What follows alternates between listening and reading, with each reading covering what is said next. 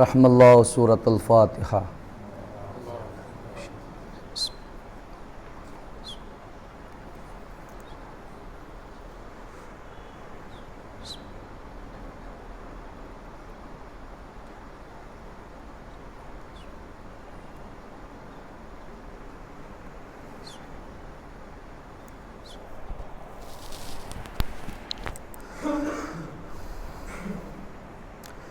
ما شاء اللہ لا حول ولا قوة الا باللہ العلی العظیم۔ اعوذ باللہ من الشیطان اللعین الرجیم، بسم اللہ الرحمن الرحیم۔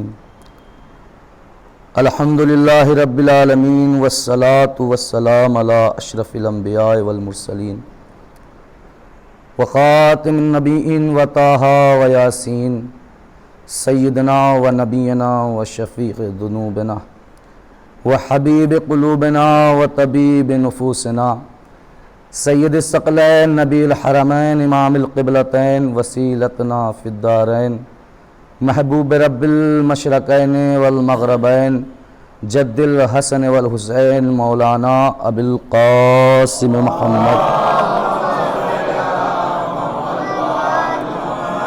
وآلہ الطیبین الطاہرین المعصومین المظلومین، ولعنت اللہ علی اعدائہم اجمعین، من یومنا ھذا الی قیام یوم الدین۔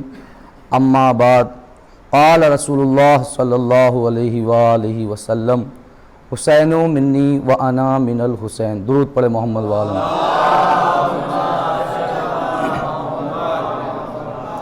آپ حضرات سے گزارش ہے کہ آپ حضرات میرے ساتھ بآواز بلند دعائے امام زمانہ۔ بسم اللہ الرحمن الرحیم۔ اللہم کل ولیک الحجۃ بن الحسن، صلواتک علیہ وعلی آبائہ فی ہذہ الساعۃ وفی کل ساعة ولیاً وحافظاً وقائداً وناصراً ودلیلاً وعینا حتی تسکنہ أرضک طوعا وتمتعہ فیہا طویلا۔ اللہم صلی علی۔ سامعین حضرات، بزرگان مذہب و ملت، برادران عزیز، پرساداران سید الشہداء علیہم الصلاۃ والسلام، آپ حضرات بخوبی واقف ہیں کہ میں آپ کے لیے کوئی نیا نہیں ہوں، اور نہ ہی میں اتنا بڑا کوئی خطیب ہوں۔ ایک ادنا طالب علم کی حیثیت سے جو آپ حضرات کے زیر سایہ ہم نے تربیت پائی ہے، جو درس جو سبق آپ حضرات سے سنے حاصل کیے ہیں، انشاءاللہ وہی آپ کو سنانا ہے۔ قبل اس کے کہ میں کچھ گفتگو کروں، آپ کے سامنے ایک قول معصوم بیان کر دیتا ہوں کہ معصوم فرماتے ہیں کہ یہ نہ دیکھیے کہ کون کہہ رہا ہے، یہ نہ دیکھیے کہ کون کہہ رہا ہے، بلکہ یہ دیکھیے کیا کہہ رہا ہے۔ تو لہٰذا آپ یہ نہ سمجھیے گا کہ حیدر علی میرے درمیان پرورش پائی ہے، میرے درمیان کھیلا ہے یہ، تو اس لیے اس کی کوئی اہمیت نہیں، بلکہ یہ نہ سوچیے کون کہہ رہا ہے، بلکہ یہ دیکھیے گا میں کیا کہہ رہا ہوں۔ اگر کوئی بات میری پسند آ جائے تو اسے تسلیم کر لیے گا، اگر نہیں پسند آئے تو کوئی بات نہیں، اور اگر کوئی بات بطور اصلاح ہو تو بعد از مجلس آپ میری اصلاح کر سکتے ہیں۔ کیوں؟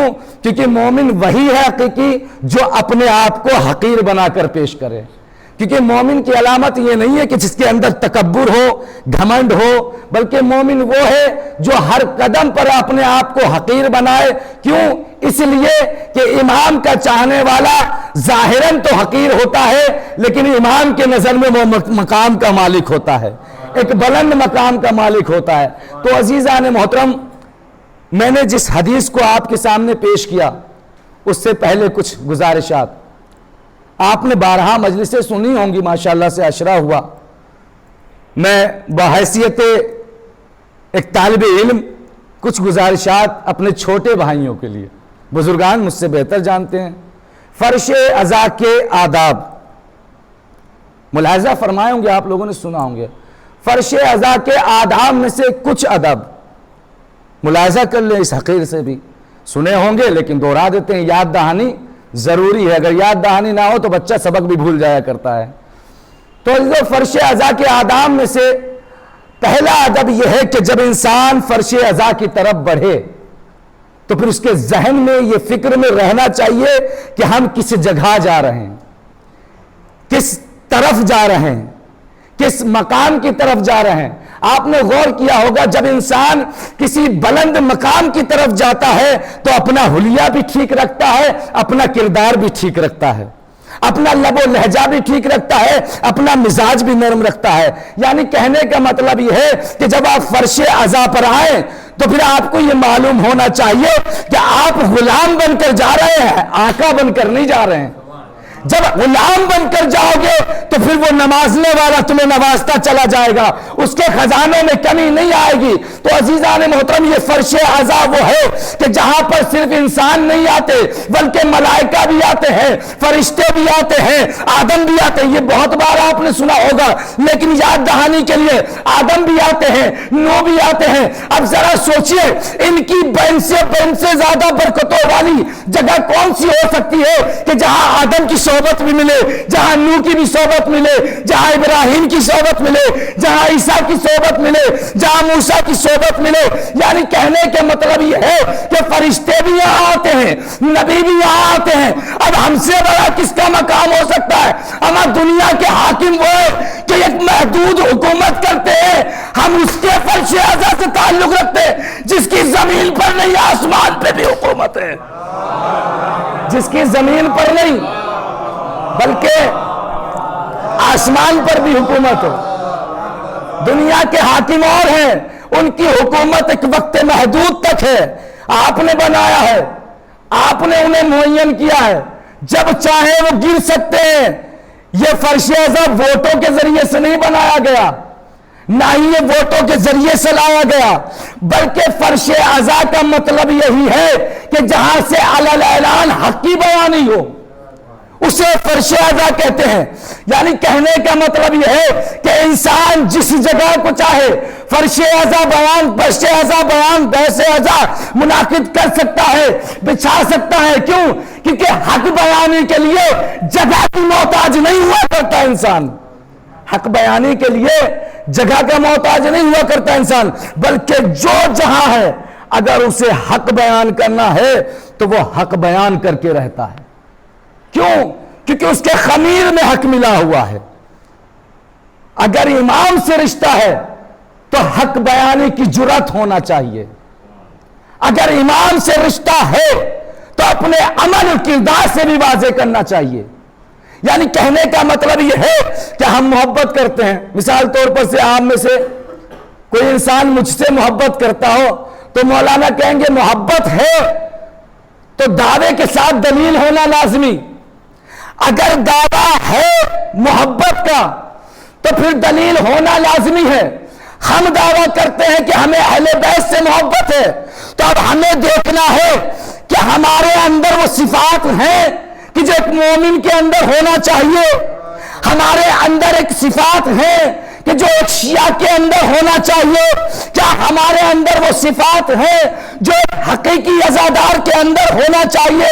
اس کا مطلب یہ ہے کہ ایک حقیقی عزادار وہ ہو سکتا ہے، حقیقی مومن وہ ہو سکتا ہے کہ جس نے صرف زبان سے علی کی محبت کو تسلیم نہ کیا ہو بلکہ دل سے علی کی محبت کو تسلیم کیا ہو اور اپنے اعضاء و جوارح سے عبادت کر کے بتائے کہ ہم علی کے چاہنے والے ہیں، ہم علی کے چاہنے والے۔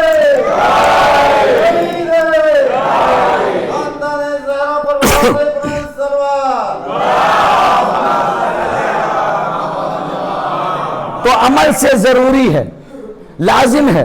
مثال طور پر سے ہم جب کسی سے محبت کرتے ہیں تو اظہار کرتے ہیں، کبھی تحفے کے ذریعے سے اظہار کرتے ہیں کہ بھائی ہمیں آپ سے محبت ہے، تو ہمیں امام سے محبت ہے، اپنے وقت کے امام سے محبت ہے، تو تو اب سوال یہ پیدا ہوتا ہے امام ہمیں کیسا دیکھنا پسند کرتے ہیں، امام کیسا ہمیں چاہتے ہیں، امام کیسا ہمیں پسند کرنا چاہتے ہیں۔ ایک شخص امام علی علیہ السلام کی خدمت میں آیا،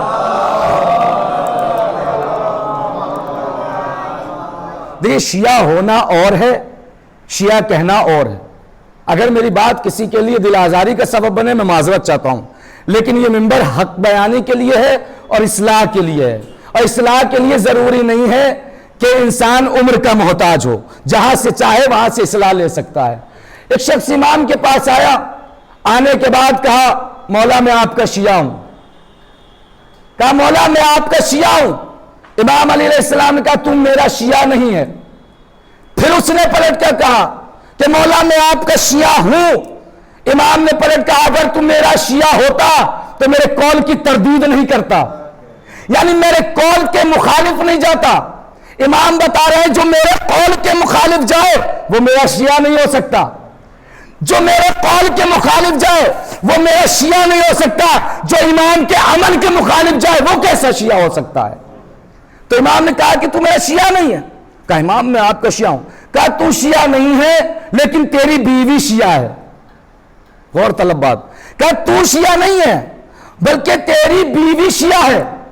کہا مولا آپ جانتے ہیں کہ ظاہر سی بات جو زمین سے زیادہ آسمان کے راستوں کو جانتا ہو، کیا وہ ایک انسان کے دل کا حال نہیں جانتا؟ کہا مولا جب بات ہی سمجھ گئے تو وضاحت بھی کر دیجئے۔ کہا تیری بیوی شیعہ ہے، جب وہ بیمار ہوئی تو اس نے تجھ سے کہا جاؤ علی کے پاس شفا لے آؤ۔ بھائی یہی در تو ہے جہاں سے شفائیں ملتی ہیں، علی کے پاس سے شفا لے آؤ جا کے۔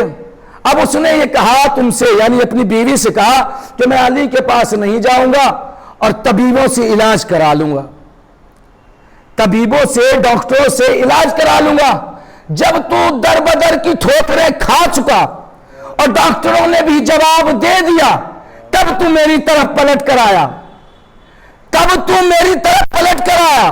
کہا آیا اس لیے کہ تیری بیوی نے کہا تھا کہ بھائی جو موت سے بچا لے اسے ہی تو علی کہتے ہیں، جو شفا دے دے اسے ہی تو علی کہتے ہیں۔ بھائی مجھے سمجھ میں نہیں آتا، اس دور میں علی تھے تو شفا مل گئی، اس دور میں علی نہیں تو شفا کیسے ملے؟ میں نے کہا آؤ فرش اعظم پر آؤ، امام بارگاہ میں آؤ، پرچم عباس کے سائے میں آؤ، قاضی کے نیچے آؤ، عمل سے ایسی شفا چاہو مل جائے گی۔ تم آؤ تو ذرا زندہ ہو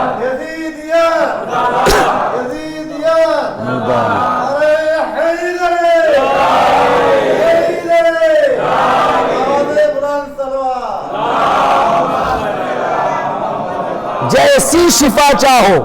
آج بھی امام کا دربار کھلا ہے، حسین آج بھی حر بناتے ہیں، بننے کو تیار ہو کوئی، حسین آج بھی سخی ہے، کوئی لینے کے لیے تو آئے ان کے در سے۔ جی عزیزان محترم، تو عزیزوں مجلس میں جانے سے پہلے سے ہمیں پتا ہونا چاہیے کہ ہم کس مقام پر جا رہے ہیں۔ دوسری چیز، جب ہم مجلس میں آئیں، مجلس سب کے تصور میں یہ ہے کہ مجلس عبادت ہے، سبھی جانتے ہیں، بزرگان بچے سبھی جانتے ہیں کہ مجلس اور فرش اعضاء پر بیٹھنا عبادت میں شمار ہوتا ہے، اور عبادت بنا طہارت کے نہیں ہوتی۔ اسی لیے علماء کہتے ہیں کہ جب آپ مجلس میں جائیں تو باوضو جائیں۔ کیوں؟ ایک طرف آپ کو مجلس کا ثواب ملے گا اور ایک طرف آپ کو باوضو رہنے کا ثواب ملے گا۔ دو عبادتیں ہو گئیں ایک ساتھ، وضو کے بھی ثواب، مجلس کا بھی ثواب۔ تیسری چیز علماء کی بیانی، میں اپنی طرف سے کچھ نہیں کہہ رہا ہوں، تیسری چیز علماء بیان کرتے ہیں کہ جب آپ امام حسین علیہ السلام کے غم میں اشک بہائیں تو ان اشکوں کو اپنے رومال میں جمع کریں۔ ایسے ایک علماء گزرے ہیں کافی کہ جنہوں نے اپنے آنسوؤں کو امام حسین کے غم میں جو بہایا ان کو جمع کیا، اور جو ہے جب وہ مر گئے تو انہوں نے اپنی قبر میں اس رومال کو رکھوایا۔ کس لیے؟ یہ عقیدت کے طور پر کہ یہ رومال میرے لیے گواہ بنے گا۔ کیا امام نہیں چاہتے؟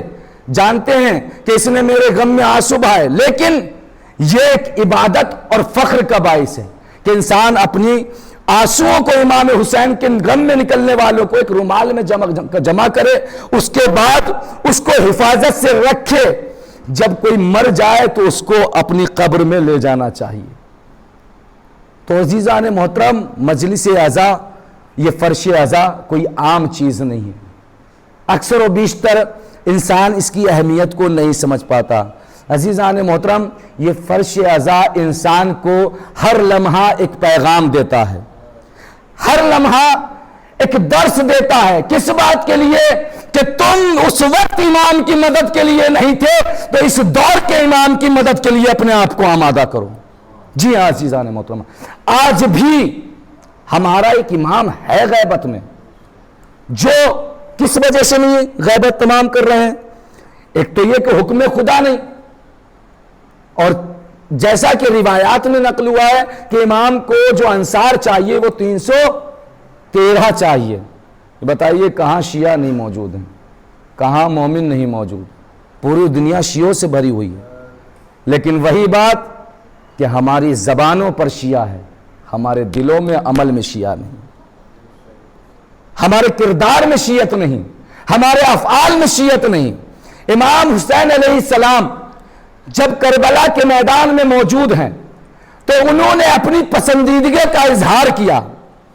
کس طریقے سے اظہار کیا؟ میں حسین نماز کو محبوب رکھتا ہوں، میں حسین تلاوت قرآن کو محبوب رکھتا ہوں، میں حسین استغفار کو زیادہ سے زیادہ کرنے کو محبوب رکھتا ہوں، میں حسین زیادہ سے زیادہ دعائیں مانگنے کو محبوب رکھتا ہوں۔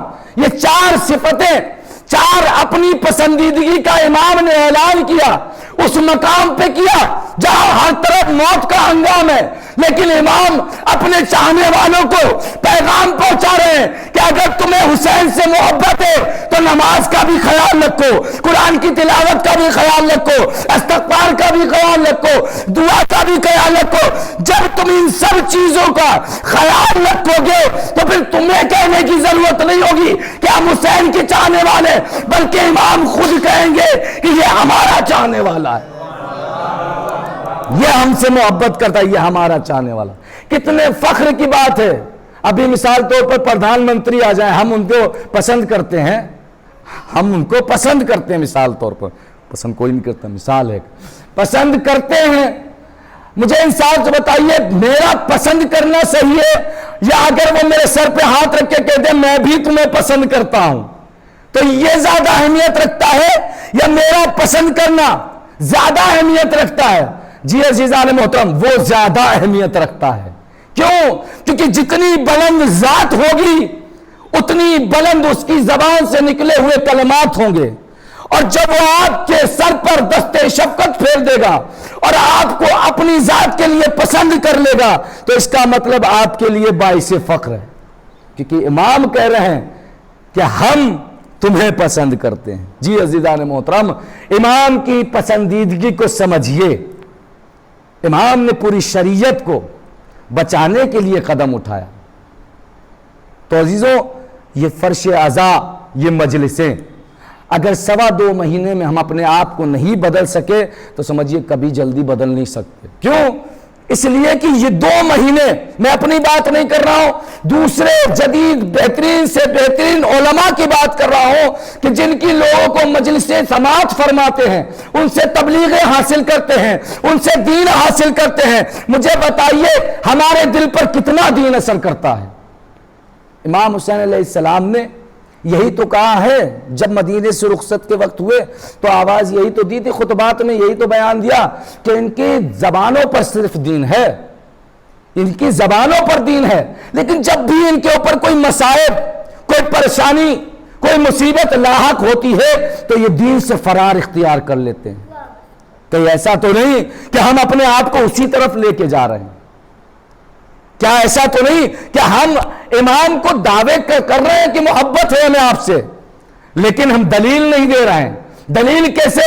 دلیل اسی صورت میں ہوگی کہ جو عمل امام کو پسند ہے وہ عمل کیا جائے، جو عمل اہل بیت کو پسند ہے وہ عمل کیا جائے۔ باتوں میں باتیں نکلتی رہیں گی اور حدیث کا ترجمہ اور ٹاپک رہ جائے گا۔ صلوات پڑھیں محمد والے محمد۔ حدیث پیغمبر ہے، عام انسان کی حدیث نہیں، عام انسان کی زبان سے نکلے ہوئے کلمات نہیں ہیں، بلکہ اس پیغمبر کے کلمات ہیں کہ جس کی زبان پر وحی کا پہرا ہے، یعنی جس کے لیے قرآن کہتا ہے وَمَا يَنْطِقُ عَنِ الْهَوَىٰ إِنْ هُوَ إِلَّا وَحْيٌ يُوحَىٰ، یعنی میرا حبیب کلام ہی نہیں کرتا، کلام تو دور کی بات، یہ سوچتا بھی نہیں جب تک میں نہ چاہوں، یعنی اللہ جب تک نہ چاہے تو حبیب نہ کلام کرتا ہے نہ ہی حبیب سوچ سکتا ہے۔ اب پیغمبر نے کہا حسین منی وانا من الحسین، حسین مجھ سے ہے، میں حسین سے ہوں۔ اب یہ کہا جائے تو غلط نہیں ہوگا کہ زبان رسالت کی ہے، کلمات خدا کے ہیں، زبان رسالت کی ہے، کلمات خدا کے ہیں، کیوں؟ اس کی زبان پر وحی کا پہرا لگا ہوا، جو نبی بغیر پیغمبر، جو نبی بغیر اللہ کی مرضی کے سوچتا بھی نہیں تو وہ کلام کیسے کر سکتا ہے؟ اس کا مطلب یہ ہے کہ رسول حسین کی معرفت اپنی مرضی سے نہیں بلکہ خدا کی مرضی سے کروا رہے ہیں کہ حسین کو پہچانو، حسین مجھ سے ہے، میں حسین سے ہوں۔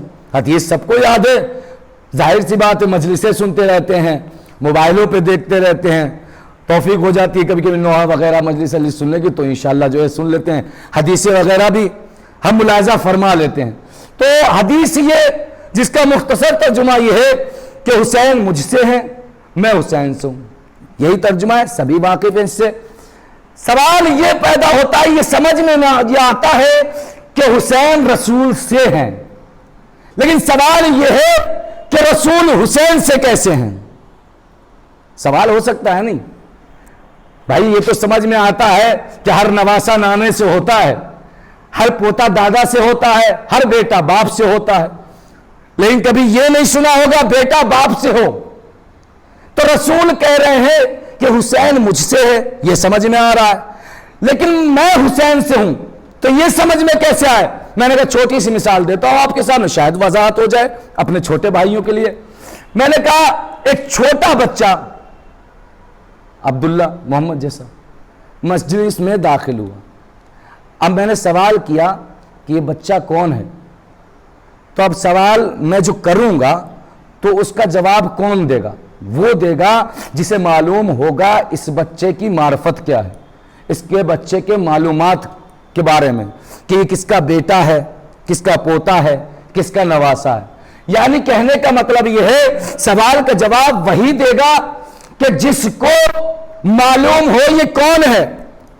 تو اب میں نے سوال کیا، آپ میں سے کسی نے کہا یہ فلاں کا بیٹا ہے، فلاں کا پوتا ہے، فلاں کا نواسا ہے، بات ہو گئی۔ یہی تو تعارف کا ذریعہ ہوتا ہے، تعارف کا ذریعہ یہی ہوتا ہے کہ بھائی یہ فلاں کا بیٹا، فلاں کا پوتا، فلاں کا نواسا۔ 20 سال گزر گئے، 25 سال گزر گئے، پھر ٹہلتے ٹہلتے کبھی فرش اعضاء پر وہ آ گیا، نہیں دکھائی دیا، چلا گیا کہیں جاب کرنے کے لیے، پڑھائی کرنے کے لیے، کچھ بھی کرنے کے لیے۔ 25 سال بعد پھر فرش اعضاء پر نظر آیا، میں نے پھر سوال کر لیا بھائی یہ کون ہے، یہ کس کا لڑکا ہے؟ تو پھر وہی تعارف رہے گا، یہ فلاں کا بیٹا ہے، فلاں کا نواسا ہے۔ مثال بہت اہم، اگر مثال سمجھ گئے تو ساری حدیث کو سمجھ جائیں گے۔ یہ فلاں کا بیٹا ہے، فلاں کا نواسا ہے، فلاں کا پوتا ہے، لیکن کچھ وقت گزرنے کے بعد یہی لڑکا جب اس مقام تک پہنچا کہ اپنے سر پر سہرا باندھ کر کسی کے دروازے پر بارات لے گیا، اب وہاں پر تعارف کیسے ہوگا؟ وہاں پر تعارف کیسے ہوگا؟ کیا یہ کہا جائے گا یہ فلاں کا پوتا ہے، فلاں کا بیٹا ہے، فلاں کا نواسا؟ نہیں، یہ تعارف بدل جائے گا۔ اب یہ نہیں کہا جائے گا کہ یہ فلاں کا بیٹا، فلاں کا پوتا، فلاں کا نواسا، بلکہ یہ کہا جائے گا یہ اس کے باپ ہیں، یہ اس کے نانا ہے، یہ اس کے دادا ہے۔ یعنی تعارف کا مطلب یہ ہوا کہ یہاں پر تعارف بدل گیا، اب اس کے ذریعے سے اس کے بزرگوں کی معرفت ہوگی، اس کے ذریعے سے تعارف کہتا کہ یہ فلاں کا بیٹا، فلاں کا نواسا، فلاں کا پوتا تھا، لیکن اس مقام پر آنے کے بعد تعارف بدل گیا۔ اب اس کے ذریعے سے اس کے بزرگوں کو پہچانا جائے گا۔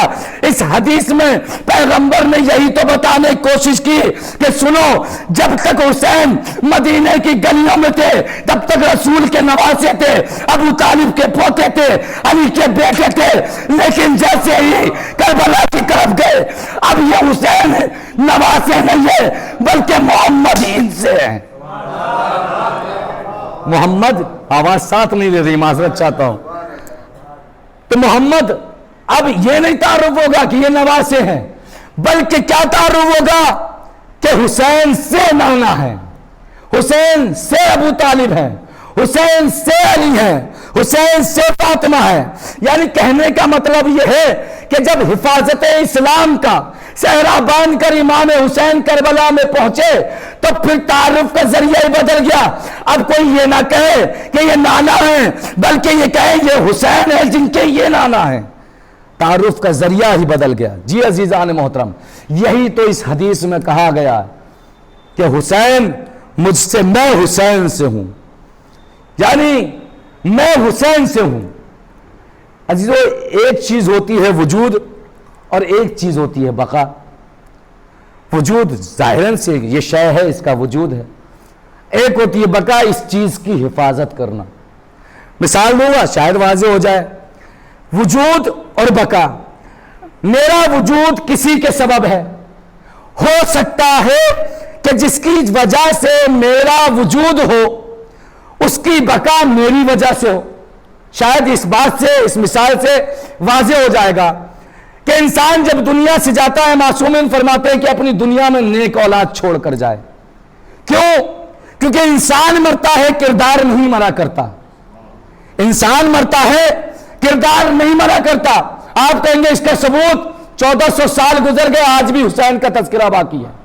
موت حسین کو آئی لیکن کردار کو نہیں آئی، اور آج بھی جس پر فٹکار پڑنا ہے اس پر فٹکار بھی باقی، کردار دونوں باقی ہیں۔ جو سلوات کا مستحق ہے وہ سلوات کا آگے آپ بہتر جانتے ہیں۔ تو عزیزان محترم، ضروری ہے کہ ہمیں اس بات کو سمجھنا چاہیے کہ اس حدیث میں امام معصوم کہنا کیا چاہ رہے ہیں، اور یہ کب ہوگا ہمیں سمجھ میں آئے گا جب ہم علماء، جب مولانا اور جب ان کے درمیان صحبت میں بیٹھیں گے۔ بزرگوں کو، جو بزرگان ہیں وہ اکثر و بیشتر کہتے ہیں کہ بزرگوں کی صحبت انسان کو خزانے دیتی ہے۔ جی عزیزان محترم، یہ بات حقیقت سے خارج نہیں ہے، کیونکہ بزرگوں کی صحبت میں بیٹھنے والا انسان کبھی علم سے محروم نہیں رہا کرتا۔ اگر اسے علم نہ دے بزرگ تو تجربات دے دیتے ہیں، اور تجربے ایسی شے ہے کہ اگر انسان کے پاس علم ہے اور تجربہ نہیں ہے تو وہ علم بیکار ہے، تو تجربہ بھی لازمی ہے۔ تو عزیزان محترم، رسول اسلام صلی اللہ علیہ وآلہ وسلم ارشاد کہ حسین مجھ سے، میں حسین سے ہوں، تو ایک چیز وجود، ایک چیز بقا ہے۔ تو اب دنیا میں جو انسان بھی اپنی نیک اولاد کو چھوڑ کر جاتا ہے، دیکھیے اولاد کا وجود، یعنی میں اپنی مثال دوں، میرا وجود میرے باپ کی وجہ سے ہے۔ اب میرے باپ نے اس لائق بنایا، اس لائق تربیت کی، اس مقام تک پہنچایا کہ میں ان کی معرفت کا ذریعہ بنوں، یعنی ان کی بقا کا ضامن بنوں۔ شاید یہ مثال آپ کو واضح کر دے گی کہ ان کی بقا کا ضامن بنوں۔ ایک وجود ہے، ایک بقا ہے کہ جو انسان دنیا میں اپنی نیک اولاد چھوڑ کر جاتا ہے تو وہ اپنے والدین کے نام کو باقی رکھتا ہے۔ رسول نے بھی اس حدیث میں یہی بیان کرنے کی کوشش کی ہے اور پیغام دیا ہے کہ دیکھو 3 شعبان 3 ہجری کو جب تک حسین مدینے میں تھے تب تک حسین مجھ سے تھے، اور 10 محرم 61 ہجری کے بعد حسین مجھ سے نہیں بلکہ میں حسین سے ہوں۔ 10 محرم 61 ہجری کے بعد حسین مجھ سے نہیں بلکہ میں حسین سے ہوں۔ جی عزیزان محترم، کون سمجھے گا حسین کی عظمت کو؟ کتنے فضائل و مناقب ہیں امام حسین کے. لیکن عزیزان محترم، یہ دنیا کا دستور ہے. ظاہری طور پر اگر دیکھا جائے تو ہم ملاحظہ کرتے ہیں کہ جو جتنا نیک انسان ہوتا ہے اس پر اتنے ہی مصائب و مظالم ڈھائے جاتے ہیں. معصومین نے فرمایا کہ وہ مومن نہیں ہے کہ جس کے اوپر مصائب کی بارشیں نہ ہوں. یعنی مومن کو ہر لمحہ اپنے آپ کو مصائبوں کے لیے آمادہ رکھنا چاہیے. مصیبت کے وقت اپنے آپ کو آمادہ رکھنا چاہیے. کیوں؟ اس لیے کہ مصیبت میں صبر کرنا انسان کو منزل معراج تک لے جاتا ہے. جی عزیزان محترم، ہم اپنی مصیبتوں کو محسوس کر سکتے ہیں، احساس کر سکتے ہیں، دیکھ کر سکتے ہیں، لیکن عزیزان محترم ہماری مصیبتیں کیا ہیں؟ ہماری مصیبتوں کی کیا بساط ہے؟ ہماری مصیبتوں کی کیا اوقات ہے؟ امام حسین اور انصار حسین کی مصیبتوں کے آگے ان سے زیادہ کس کے مصائب ہو سکتے ہیں؟ انسان کربلا کو محسوس کرے، کربلا کے دشت میں ہونے والے مصائبوں کو محسوس کرے. جب تک انسان ان کو محسوس نہیں کرے گا تب تک انسان ان تکلیفوں سے آگاہ نہیں ہوگا. ہم لوگ فرش عزا بچھاتے ہیں شہزادی کو پرسہ دینے کے لیے.